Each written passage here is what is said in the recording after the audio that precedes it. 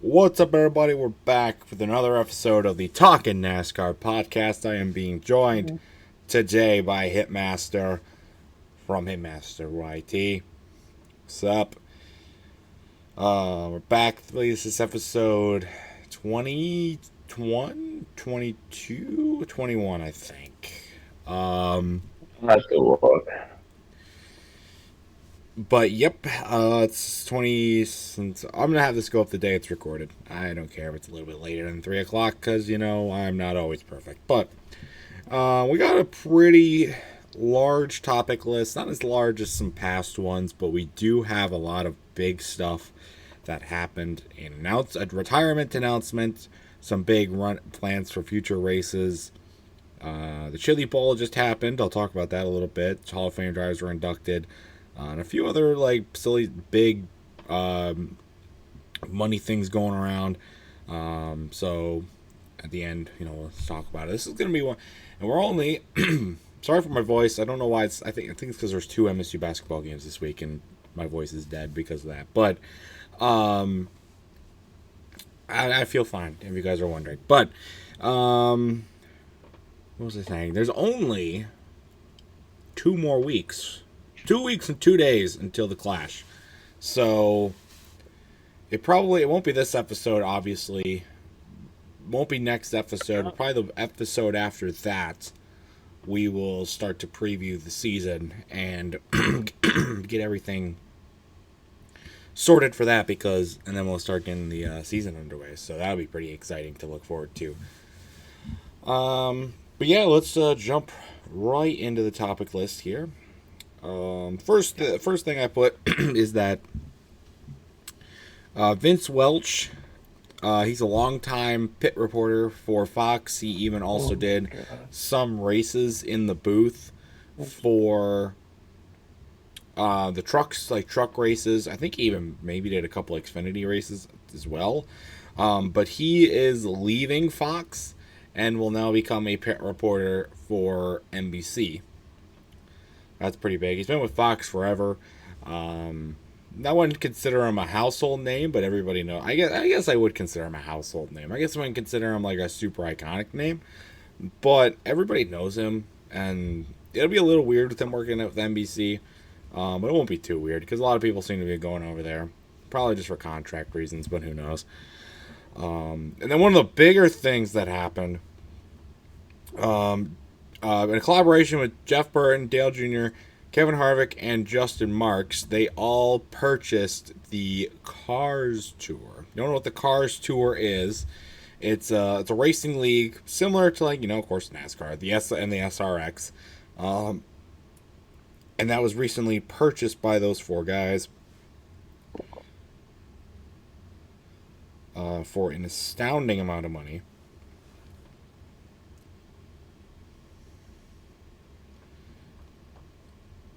And they are it's called the Cars Solid Rock Carriers Tour, stock car series, racing series. It's all about late models.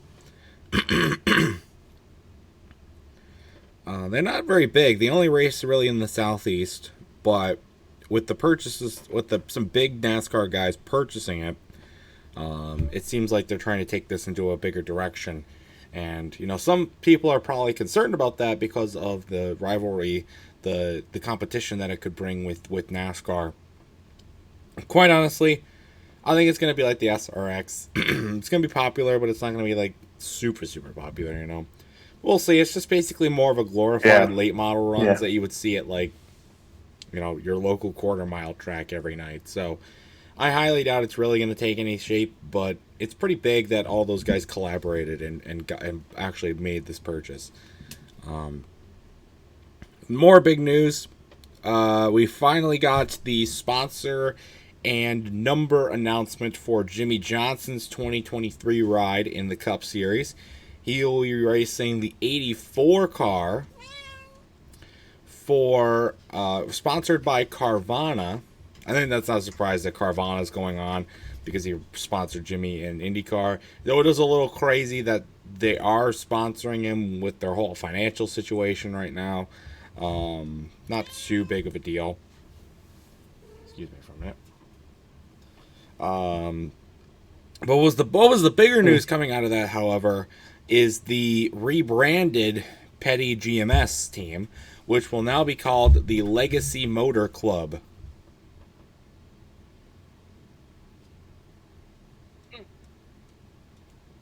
Why? Yeah, of all things, you could name it Legacy. Call it the Legacy Motor Club. It's a big slap in the face to all the people that started Petty Racing or whatever. Um, that was weird, but so rip to everybody who bought Petty GMS merch. It's no longer Petty GMS. It's a new name, same team but new name. That was pretty big, but I guess Jimmy running the 84 I guess isn't also necessarily a huge surprise. He couldn't obviously run the 48 again because that's with Hendrick, and he can't go back to Hendrick. Well, I guess he could if he got offered a ride to Hendrick, but he's not going to Hendrick. So logical situation, reverse the numbers and bring do 84. The car itself looks pretty sleek, but I Carvana, their situation, and it just doesn't seem like it's going to be a good payout for the other people involved, other than probably Carvana because they're a company. But we'll see. That looks pretty nice. So Cars. I was just saying, I saw the 43's paint scheme and the 84's paint scheme, and it looks pretty good, other than just the name of it. I mean, other than that, it's black and gold. yeah, the schemes don't look that bad. The name just is so stupid. Legacy Motor Club. Um, oh well, it'll stick eventually. Okay, so moving on. Frankie Muniz. I think it's Muniz. If you don't know who that is, he was an actor on Malcolm in the Middle. You know what Malcolm in the Middle is? Thank Walter White. That's all you need to know about Malcolm in the Middle. But anyway, Frankie Muniz will drive for the ARCA series for Rete Jones Racing. It's kind of weird, in my opinion. He's in Malcolm in the Middle. Now he wants to drive a car. And the ARCA series of all places, that is... Yeah, so... weird. But, it's ARCA. I guess anybody... I guess if we wanted to, we could get in an ARCA car and drive. But on the first lap, but... Well, we get caught up in somebody else's mess. Let's be real here. It's like a bunch of 50... It's either somebody's driving... This guy's not super old, but he's not, super young either. So it's kind of like... I don't know. I feel like if you had more of a reputation like that, you'd be able to get a better ride than an ARCA ride. You get like a... I don't know. I don't know what the logistics of it are, but... Now, probably the biggest piece of news on here... Actually, I'm going to save that for later. We're going to save that announcement for later. We're going to save that for the end because I want to do a whole segment on that. But good stuff. When Kyle Larson won the championship, a lot of people thought that... In 2021, a lot of people thought he was going to try and run IndyCar afterwards. Well, it's a little bit late, but it is coming true. Kyle Larson will run the 2024 Indy 500 for McLaren Racing. In a McLaren, I don't know what the team... I don't know if it's just called McLaren Racing or not. I don't know. But Larson will run the 500. He will do the double. He will be... He's one of only a few to do it. And he's the first driver since Kurt Busch did it in 2014 to run the... Well, it will be when it happens. It'll be 10 years since somebody has done it. I can't imagine him going to race the Cup cars at Indy, winning that, going into Indy 500, winning that, and just do a double win.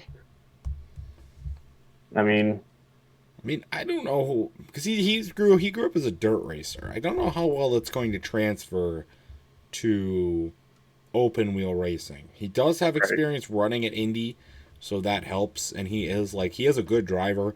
So, and I don't expect him to win. just because the Indy 500 is a very grueling race. We did see Kurt finish sixth in 2014 when he did it, which was pretty good, but he wasn't anywhere close to winning, but he did finish sixth. That's pretty good, all things considered. And so I expect I don't know. I mean, he's announcing it now, which is about little under a year and a half before it's actually going to happen. So there is a good chance that he will do a lot of testing and a lot of preparation for it. And I would honestly like to see him win win both the races. That's almost an impossible task because you got to run over 1,100 miles, in course of one day, or two races. But it would be pretty cool to watch, honestly. Yeah. So the 2023 Drive for Diversity group was revealed. You guys know what this is? I'm gonna pull it up real quick.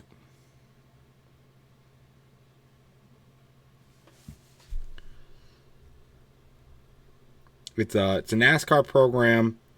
It gets a lot of young people to help support diversity, equity, and inclusion. Or I guess diversity and inclusion. Their philosophy, as you read on the official website, NASCAR Diversity and Inclusion strives to create an inclusive environment in all facets of NASCAR, in the NASCAR industry, recognizing the value of diversity, which allows us to go faster and farther in our workplaces, at the racetrack, and in the stands. And so the people in this group, this picture's awful, but there we go. Justin Campbell from Georgia, Caleb Johnson from Colorado, Eloy Sebastian Lopez Falcon from Mexico, Nathan Lyons from North Carolina, Andres Perez de Lara from, does not say, Jaden Renya, also does not say, Paige Rogers, and LeVar Scott. And they got what series they're involved in as well. So like Justin Campbell's part of the weekly NASCAR Advanced Auto Parts weekly series. Caleb Johnson races legend cars. So does Eloy, and so does Nathan. Andres is part of the ARCA series. Jaden's part of the weekly series. Paige is also part of the weekly series, and LeVar is also from the ARCA series. So that's pretty cool. We'll see. I mean, hopefully they become good drivers because you get more diversity as far as winners go. That would be pretty cool to see. It's a little cool program that I think they got. Especially for people that want to get into NASCAR. True. I mean, like the youngest is 14. It's a good inspiration mark for young people who are thinking about maybe going into racing. And you get some people like William Byron, who started their years out in iRacing, and now look at him. He's a part of a top team called Hendrick, taking over my 24 car. Oh, that was... Yeah, well, none of them started in iRacing, okay? They all started in real racing, okay? Yeah, but I mean, he got his, looks at, and, different racing things and all that. Okay. Another huge announcement. This was actually teased before it was released. So 2311 Racing on their Instagram and other social medias did a teaser for a new driver that they were bringing on to run the Daytona 500. They did not say who it was going to be, but everybody suspected it to be Carl Edwards or Kurt Busch. Well, neither of those turned out to be correct. Because it was just confirmed a couple days ago that driver will be Travis Pastrana. And my reaction is, why? First off, the dude's one of the biggest lolcows in NASCAR. Huge bust. Okay, I was alive when he was brought in. I was watching NASCAR. I actually did get one of his diecasts too.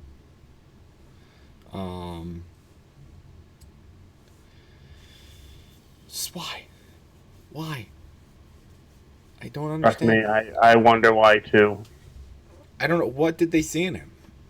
Now, obviously, Kurt probably they didn't want Kurt to come back right after retirement because it would look kind of hypocritical. Carl's probably is most likely never coming back to NASCAR, even though I think that would have been a great addition to the team to run the 500. Um, Right. but quite honestly, why Travis Pastrana? I don't know. He's gonna run the 60, not the 6. He's gonna be the 67. The sponsor is not yet announced. I don't believe. But we know he's going to run the number 67. So that actually, fun fact, I actually read this will be the first time that the number 67 has ran a cup race in 21 years, dating back to Watkins Glen 2002 with Boris Said. So that'll be The NASCAR driver. Holy crap. so that'll be pretty cool, at least to see. So this is not a NASCAR race, but it's called the Chili Bowl. It's a lot of NASCAR drivers ran it, namely like Alex Bowman ran it. He was a big name. I want to try and find the results.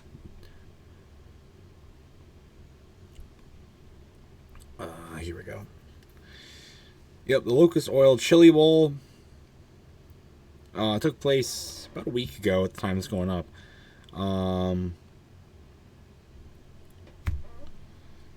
But Chili, here we go. Results. So it's an indoor dirt race in Tulsa, Oklahoma. Why is it indoor? That doesn't make any sense to me. But I guess that's why a lot of NASCAR drivers run it because it's indoors. But I know Alex Bowman ran it. Why is all this?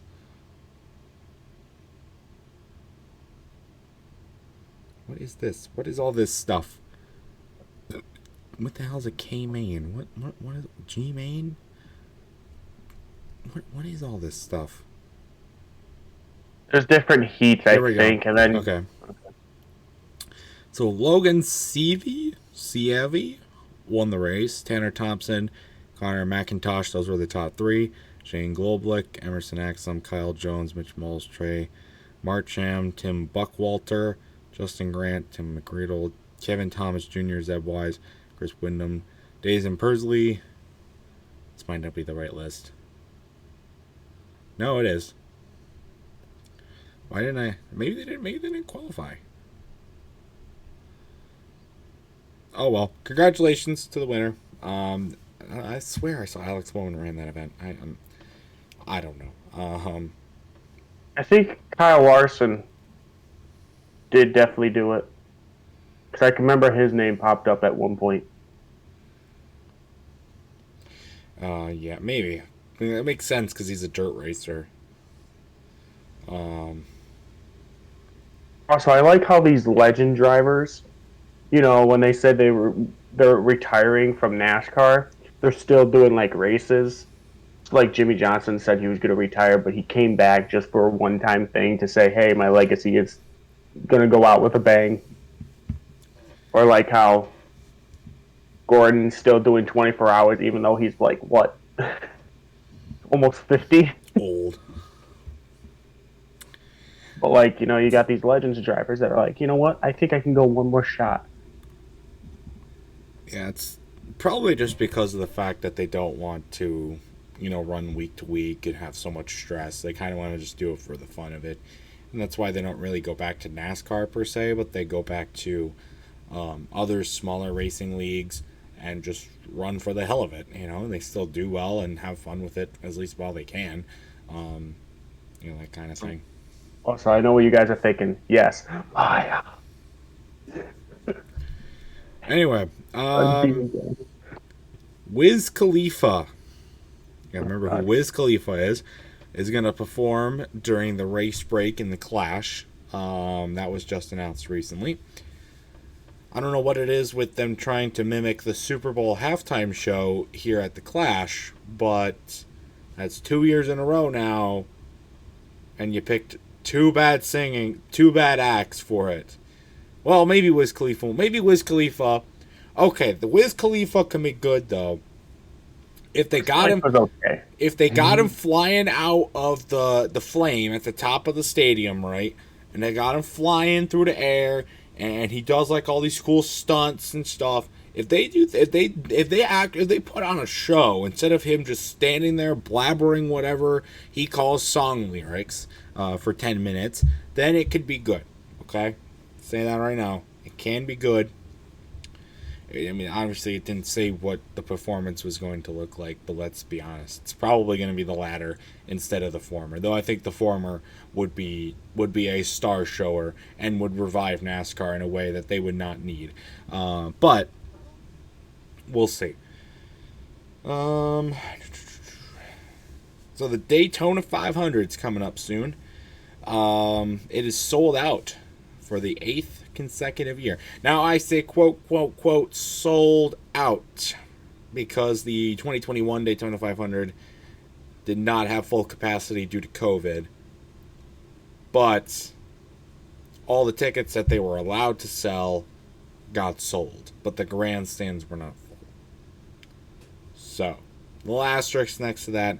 But technically, it's sold out for the 8th straight year. That is crazy with NASCAR's downfall that this race is still selling out every year. That's a pretty incredible thing. So, that'd be pretty cool to go see him one day. Especially such a big track like Daytona, being able to fill it for a NASCAR race nowadays. Some more recent news. Elton Sawyer was named Senior Vice President of Competition for the NASCAR organization. I don't know exactly why that's... I guess that's one of the biggest roles you can possibly get. From what I read and heard. So that's a pretty big deal. So hopefully he does good. I don't know who Elton Sawyer is. Never heard of him in my life. But hopefully that turns out to be pretty good. Some other stuff. William. Okay, I'm gonna butcher this name. William Slawich. I don't think I even spelled that right, but he will drive the number 1 truck for Tricon Racing. If he'll run 6 races in the 1 truck for Tricon next year, starting at, I believe, Atlanta. I believe Atlanta was on his itinerary. Atlanta or Martinsville was his first. I know he's running Martinsville, but I don't know if it's Atlanta first and then Martinsville, or Martinsville first. I don't remember. But I know it's 6 races for Tricon number 1. So that's good. Let's see. Last night was the Hall of Fame induction ceremony for the Hall of Fame inductees. I remember Matt Kenseth was one of them. Kirk Shelmerdine was another. I don't remember who the third one was. Wasn't it Mark Murray? That was last year. Herschel McGriff. Herschel McGriff, Matt Kenseth, and Kirk Shelmerdine. Those were the 3 inductees. They were inducted last night. Congratulations. Matt Kenseth, 100% deserving. I think we talked about this before. Matt Kenseth, 100% deserving. Kirk Shelmerdine, I think he's getting in more so for his time with like crew chiefing and engineering than necessarily his racing career, because he was a starting parker during his driving time. And I don't know how that would get a Hall of Fame induction ceremony, but I think it's more so the stuff he did before that. So, congratulations. And Herschel McGriff, I don't know who that is, but he is. Congratulations, you got in. Right. Just added. So Ty Gibbs and Noah Gragson were granted Cup rookie status for 2023. Not really big surprise there. I don't know why that was really news, but they were, because we obviously know they're running Cup, given rookie status. I mean, Gragson was already a rookie who ran a part-time schedule because of injuries and stuff, but Gibbs, he's going up to Cup. He also was rookie. I don't know. I guess that means they're eligible to compete for Rookie of the Year, because I know last year they were not eligible for Rookie of the Year, but this year I think that means that this is their year to get Rookie of the Year. I believe that's what that means. And then an official who so apparently the official who you remember back at the Roval there was a controversial penalty that do you remember this? I'm kind of drawing blanks. There was a controversial penalty at the Roval. Um, I believe it was against Was it Briscoe? Chase Briscoe. Yes, it was Chase Briscoe. So the official who gave that penalty has been reinstated as an official as of today. So that is that. So what you're saying is that should have not have been a penalty then. Who knows? We will never know. I think it ended up being like revoked though. I don't think the penalty was actually ever enforced. Um, However, I could be wrong. I don't know. Sorry, so obviously we're down to only a couple topics. First, I do want to announce my tentative 2023 race travel plans. I know I said I was going to do this, and I decided to. I had to talk it over with my dad and what we were going to do this year. And it's nothing exciting. We're probably just going to be going to MIS this year.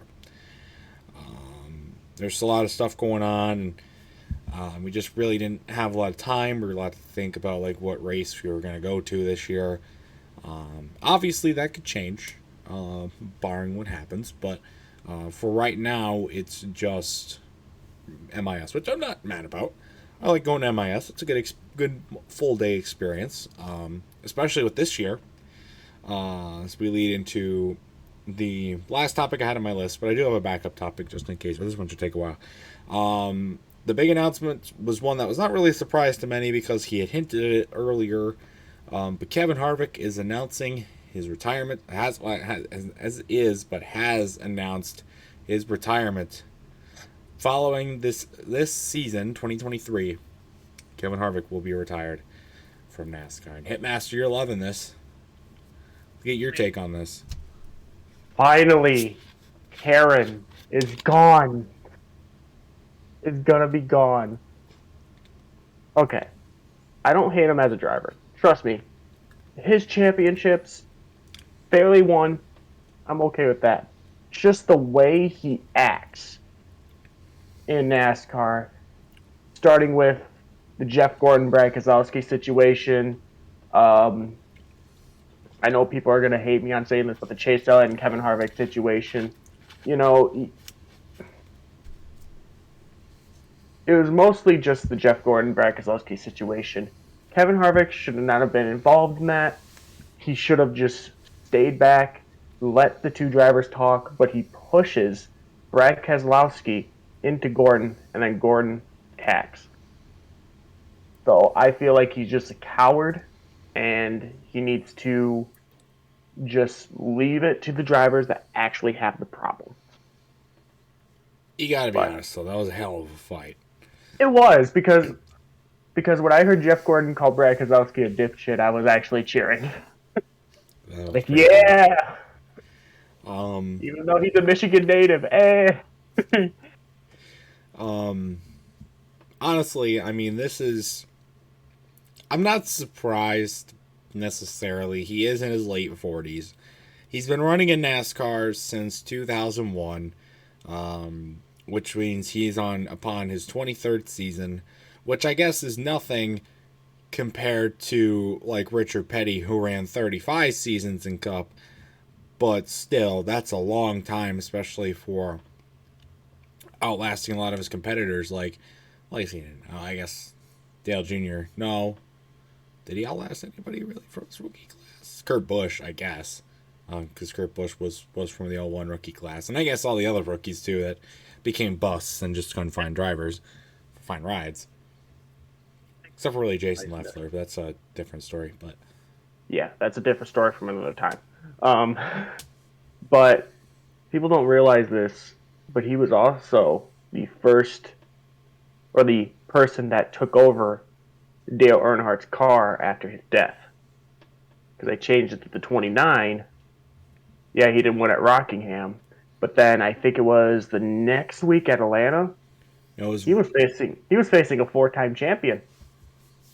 Side by side in one of the greatest photo finishes almost ever. Next to the Ernie Irvan and Kurt Busch. it is crazy when you look back at Kevin Harvick's career, how many iconic and incredible moments he was a part of. Obviously, at a young age, 25, being tapped to take over the ride of one of the greatest, if not the greatest driver ever, Dale Earnhardt, suddenly after his death. And then at Atlanta, just 2 or 3 weeks later, I think it was, winning against Dale Sr.'s arch rival, Jeff Gordon, in an incredible photo finish. One for the ages, winning Rookie of the Year despite missing the first race of the season. His 07 Daytona 500 win, arguably one of the greatest finishes in the history of that race too. And check. What? Wasn't that like?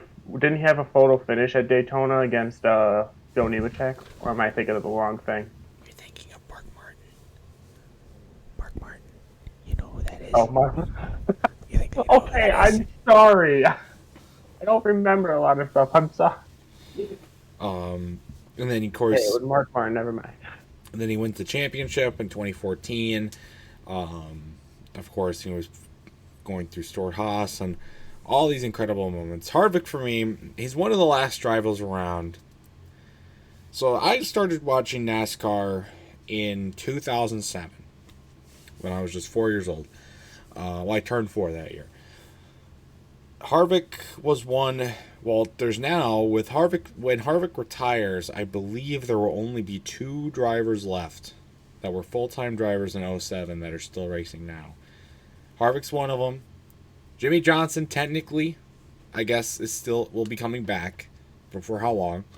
I guess I'll count him. So I guess there's 3, because then you have to also include Martin Truex and Kyle Busch. Those are the only other 2.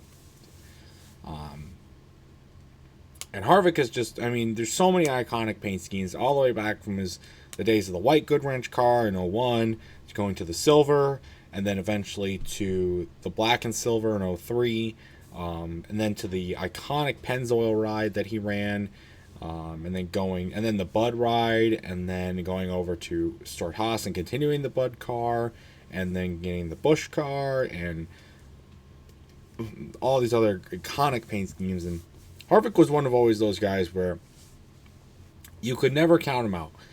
Never count him out of anything.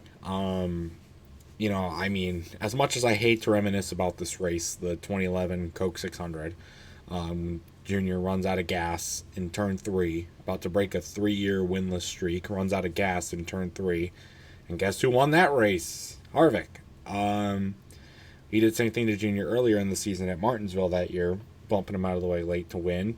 And it gave him kind of the nickname the closer.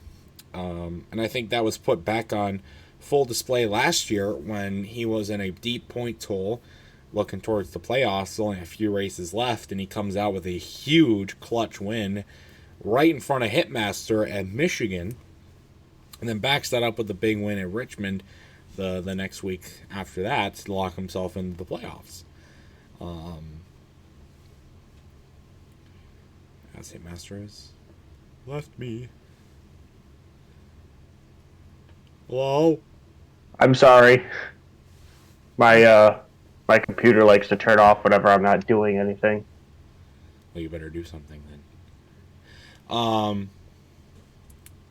But no, he's just been around for so long, and it's gonna be like I've never been a big Kevin Harvick fan, but he's one of those drivers that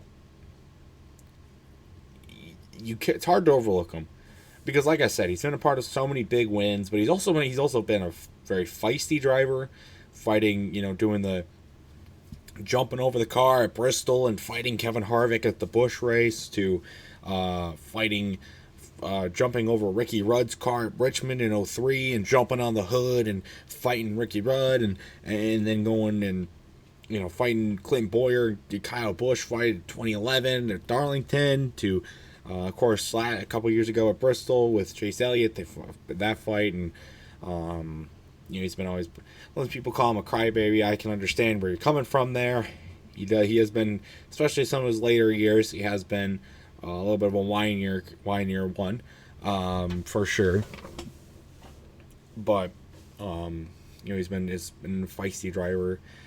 It's incredible to watch, and it's lots of I give him respect because he has won 60 races, a championship, a Daytona 500. He's a first ballot Hall of Famer, that is for sure.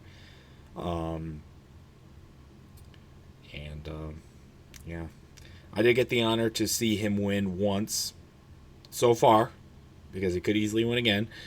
So far, I've got the honor to see him win once in person. That was in 2018, the August Michigan race in 2018.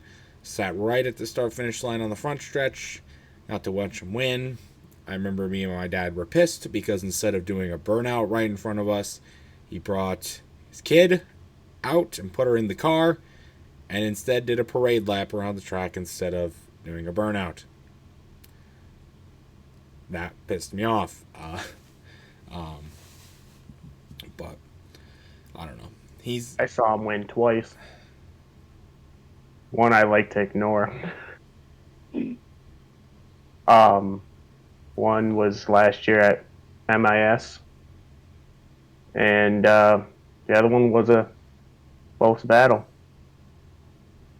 Photo finish, and I hated it every bit. Didn't he have a photo finish? In Michigan? I think so. No. Oh, what was it? I went to a race that he photo finished someone, but probably could think of something else. I mean, unless you were there in the stands at March 2001 in Atlanta or in the 07 500, I can't think of a photo finish that he was in. Think of someone else. Oh wait, no, I saw him win at Michigan in, what was the car? It had the spoilers, or the, can't think of the name. What is it? The Wing? I'm sorry. Yeah, I'm sorry. The Wing. My brain is, and he was driving a 29 Pennzoil car at Michigan, and then he wins. He's an icon. I don't remember what year. He was an icon for sure. Definitely not going to be easy to see him go. Well, I guess it'll be. I mean, you define your relative term of easy. You see him go, but now because even though he's leaving NASCAR, there's a couple things to get talked about. One, what's going to happen with him? It was already confirmed. This is another piece of news that I decided to save. That Harvick will be running some SRX races this summer. I don't know if we've ever talked about the SRX here, but the SRX is kind of like this racing league. I think Tony Stewart was the one who started it, but a lot of other retired NASCAR drivers, Tony Stewart, Bobby Labonte, Michael Waltrip, they all go there and they run races. It's actually turned out to be quite popular because of all the drivers that go and race there after they're done with NASCAR to have a little bit more fun of experience. And Harvick is going to be one of those drivers this summer. I highly doubt that'll mean a full-time career with the SRX, but I think we could see that as being a more reoccurring thing for him to run, especially after this year when he is done with NASCAR. There's also, obviously, if he's ever going to be in NASCAR again running part-time, he has been running in NASCAR for a long time, but he's also stayed pretty relatively injury-free. I can't really think of a major injury that he had in his career. I can't really think of think of one at all that he had. No concussions, no real major bone fractures or anything like that. Unlike like Kurt Busch or Dale Earnhardt Jr. or other drivers who may have had that situation and see as a health reason to not go back. I don't see that as being the case for Harvick. I think it's mostly also because of family concerns. His son's getting into racing as well and doing pretty good in the little leagues that he's racing. And so maybe you want to follow that. He might also want to take a little bit of help with ownership, maybe at Stuart Haas, who's been running with since 2014. He might go back and help with RCR.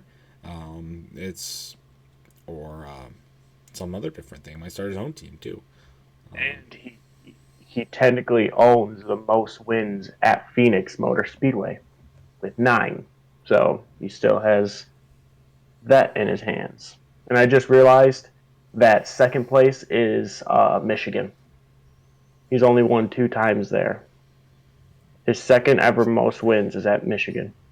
Oh no, 6. Sorry, 6. I'm an idiot.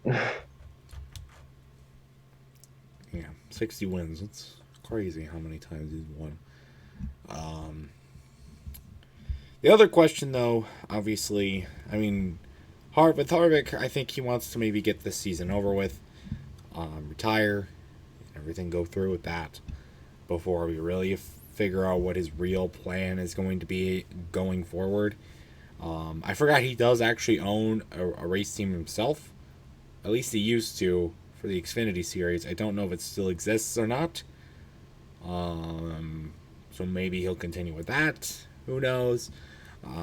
But also, what's going to happen to his ride? The number 4 card, I almost said RCR, SHR will be vacant for the first time in the history of it being an existing thing. So it begs the question, who will replace the 4 car? And it's pretty unclear who that's going to be right now, because of the fact that we're still dealing with this season's silly season stuff, as well as, its season hasn't even started yet. We don't know any potential prospects that could be up and coming, really, that we don't see yet. The only drivers I can really think of that might be eligible to fit in this category, the only one that I can think of off the top of my head is Cole Custer coming back to Cup and running the 4 car, or they rebrand the 4 car. I don't think they're not obviously not going to get rid of the 4. They don't retire numbers in NASCAR. We had a whole conversation about that, I think, last podcast episode. But obviously there's time for that to change. Chastain would be good.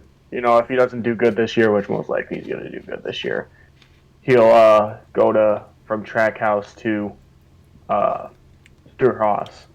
Which, I mean, you got to think, if he gets into a higher car where it looks good, it still has chances to win, I feel like he could do good with Stuart Haas. Or, like you said, Cole Custer could also be one. Just because Cole raced with our SHR and he was degraded down to, he still is with SHR just in the Xfinity series. So that's my only possible prospect right now. Obviously, as the season goes on, we could see some drivers get into some turmoil with their current team. We could see some Xfinity prospects rise up, or even some prospects from the Truck Series or from lower series rise up. We could see injuries happen that could shake this up as well. More shocking retirements. Obviously, there's still the possibility that this could be Eric Almirola's last season. I think that was already maybe confirmed, because he was supposed to retire at the end of last season and then switched back on it, said he was going to run, I think, 1 or 2 more seasons. So, and he also races for SHR, so if he retires, it's going to be kind of overshadowed now, so we don't know what's going on with that. And so, there's all these sorts of possibilities of what could happen. It's all kind of up in the air. As we get through the season, week by week, results of drivers come along. I think we'll see what happens. it's also kind of raising the question because Harvick has, like I said, Harvick has basically almost never missed a race. He's been running the 4 car since 2014 almost consistently. And we know he's a good driver because of the fact that he ran so well at Childress when the team itself as a whole wasn't really doing that good. So it does beg the question, is it the driver or the equipment that is making the ride good? And I guess we'll find that out when Harvick leaves the car as well. Answer that question. But I don't know. I'm excited. I'm a little excited to see Harvick. Right. I know that barring that the race plans are confirmed for me, I will see Harvick race for the last time at MIS in August. I never met Harvick. I did see him speak at like a Q&A thing at MIS in 2021. But I haven't actually gotten a chance to meet him before. Maybe that'd be cool to kind of meet him. I doubt that'll happen, but anything's possible. Even with his retirement on the horizon, maybe he will do like autograph sessions, especially since like you said, has done really well at Michigan. Obviously, I saw him win there. He won there last year. He swept the 2020 races as well. I think he won there in 2019 as well. So yeah, it's a lot of possibilities. But you're gonna have like 3 chances to watch him race again because you're going like 3 races this year. Hopefully, I'm gonna try and see if I can. Oh shit! What just happened? All right. I'm gonna try and see if I can get the down in the infield for Michigan, and if I can, try to get Kevin Harvick on video, or if he's doing a talking session down where all the things go on. I'm gonna try to get a video of that too. So I will make it my mission to get a Kevin Harvick on my YouTube so that I can have the chance. Yeah, I hope to. That'd be pretty cool if we get the opportunity to do that. But yeah, like I said, it's gonna suck to see him go. Like I said, not surprised, but it sucks. Yeah. Salutations, Harvick.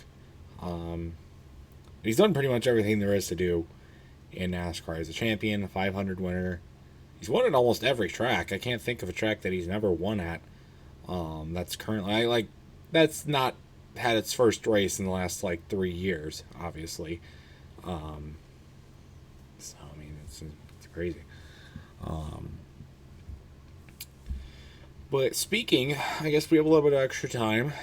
I thought it'd be kind of cool. Speaking of meeting drivers, actually, this was not intentionally supposed to be a segue, but I thought it'd be cool to go over all the drivers that we've ever met in person before. Like it is for singers or other athletes, it's pretty cool to meet them in person. I personally have gotten to meet a few. I never got to meet Dale Jr. I still want to. I did, however, my first driver I ever got to meet in person was Carl Edwards. That was when I was 4 or 5 years old.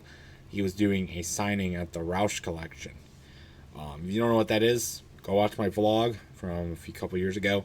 Went down there. God damn, that was already almost 2 years ago. Fuck. But yeah, he was doing a signing down there, so we got to meet him.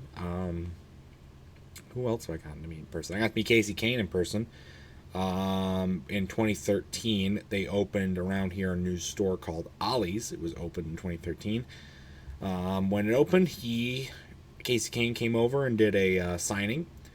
And I remember that day very much because I remember we had to wait in a 3-hour line to get registered for the signing. And then later in the day, we had to go back to the store, get back in the big line, wait in the line just to get to see him. We waited in 2 big lines that day to see him. But that was cool. I actually have his autograph still in my bedroom on the wall. I actually printed off a picture just to get something to sign. But he had little cards that he signed as well. I remember Jackson, he got a couple die-casts signed too, but I don't think that lasted, but that'd be cool. Hmm. Let's see, what else? Who else have I met? My dad and grandpa met Tony Stewart in 2009. I did not get to meet Tony Stewart though, so that's not counting.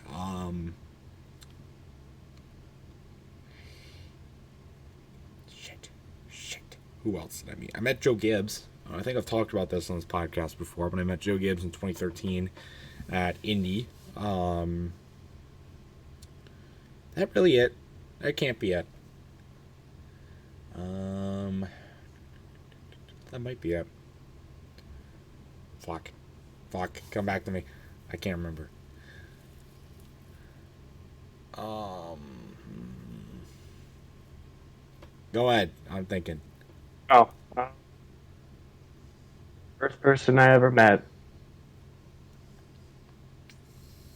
and I hate saying this, met two-time NASCAR Cup Series champion Joey Logano um, at Michigan.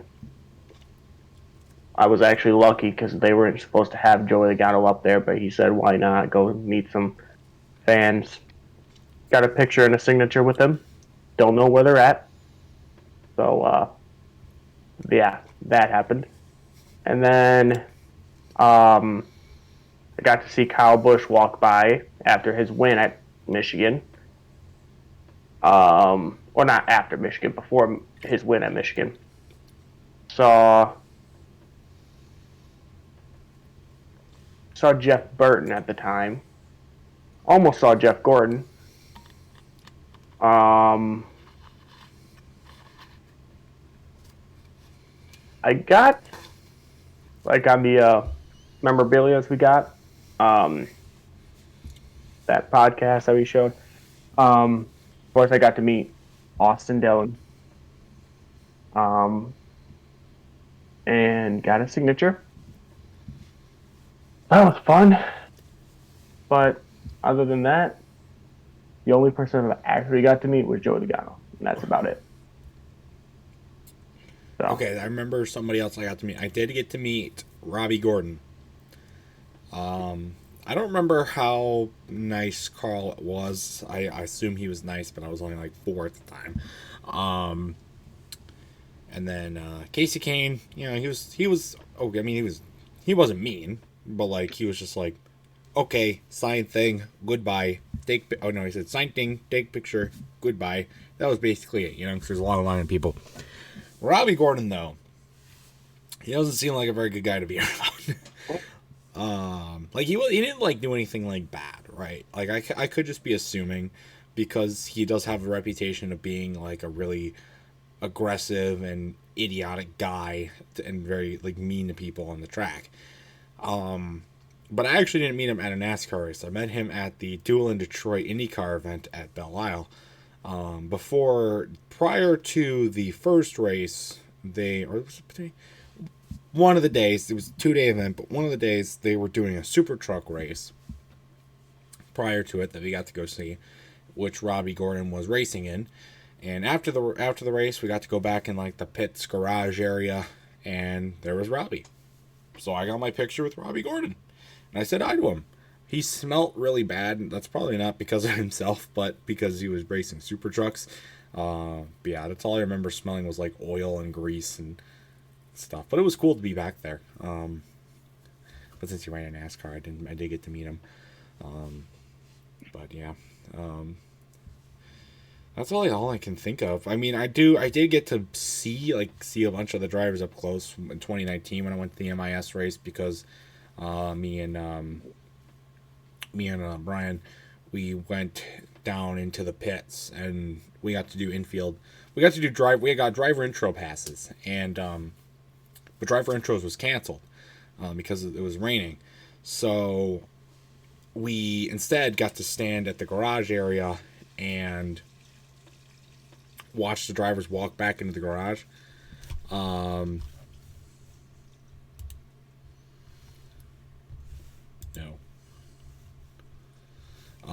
Anyway, get that out of there. Anyway, what was I saying? We were watching the drivers go back to the garage, and that's where Brian got the Logano autographed hat. and I got to see Chase Elliott. I don't count those as official meetups because they were just walking by and we said hi. But I got a bunch of their pictures as they walked past. So that was pretty cool. But that's not really what I did get to actually, for a brief moment, meet Kyle Petty too. I almost forgot about this. 2014, when me and my dad went to, actually Jackson and his dad were there too. We went to the MIS race in June, where I got to see Jimmy Johnson win in person. But we were walking. I don't know if we were outside the track or inside the track, because we did have pit passes that day. I don't know if I've told the story before. I regret that year because my dad gave me two options. First option, which is the one I took, we go to just the June race and get pit passes, or we go to both races that year but don't get pit passes for either. Pissed me off because I chose the pit passes option and we got pit passes. It was so bad.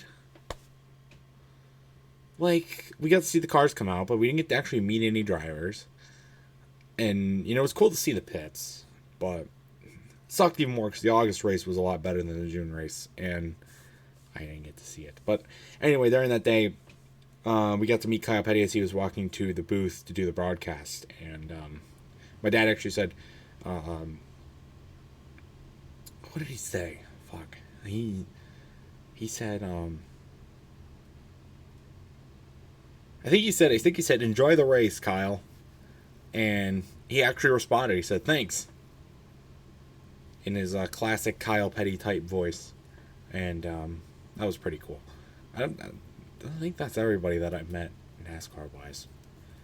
I know Bubba Wallace did a, last year prior to the Michigan race, Bubba Wallace did a meet and greet at McDonald's near the track. And Logano did a meet and greet at Firekeepers Casino. Actually, me and Ryan were actually going to go to that at the casino to meet Logano. But you have to be 21 to get in everywhere to the casino. So that didn't happen. I didn't even know the other one was happening. I would have went to that too. But alas, did not. But maybe they'll do it again this year. I don't know. Seems like a kind of reoccurring thing that they do. So maybe. That's all the drivers I've ever met in person. Plus other NASCAR people. It's going to be weird saying this, but I want to meet Joey Logano again just to see and tell him that I met him before he won his 2 championships. Next time I want to go meet a driver, okay? I want to meet a driver and ask them a question and see if they'll answer it. Like a personal question. Like, not like a real personal question, but like, I don't know. Let's say we meet. Let's say we go up to Mount. Bleh, bleh. Let's say I go to meet Robbie Gordon again, right? Like, I want to ask him what it was like throwing his helmet at Michael Waltrip at New Hampshire. Now, he probably wouldn't respond, but if it was the other way around, maybe Michael Waltrip would respond. Who knows? But you go up to meet Casey Kane. What the hell would have I asked him? Because it was 2013, so his clutch wins at Atlanta and Indianapolis didn't happen yet, and it was still pretty young. But I don't know. That's what I want. Do a Q&A. We had a driver on this podcast. I think we made it. So yeah, think of some good we would know we made it if not like a driver here. Actually, we could try and get what the fuck's his name? Garrett Smithley's actually on the NASCAR server, Discord server. I think that's him, by the way. That'd be kind of cool to get him on. What? Yeah, because I see his name pop up under the verified drivers role section on the server. Go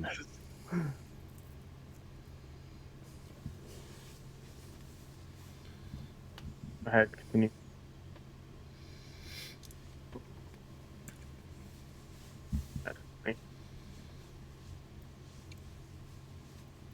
That would be pretty cool.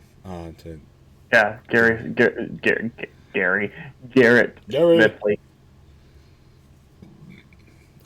But yeah, that'd be pretty cool. If you guys have ever met a driver or owner or somebody in person, we'd like to know your experience in the comments section down below. And I think we got enough topics in, crossing the hour mark. I think that's going to wrap it up for this episode today of the Talking NASCAR podcast. Unless you got any other input, Sitmaster? Anything to... One more thing. I did send this to you. But one of my friends, or I found it actually, sorry. But I found out that one of my friends actually made that car after not even 3 days ago.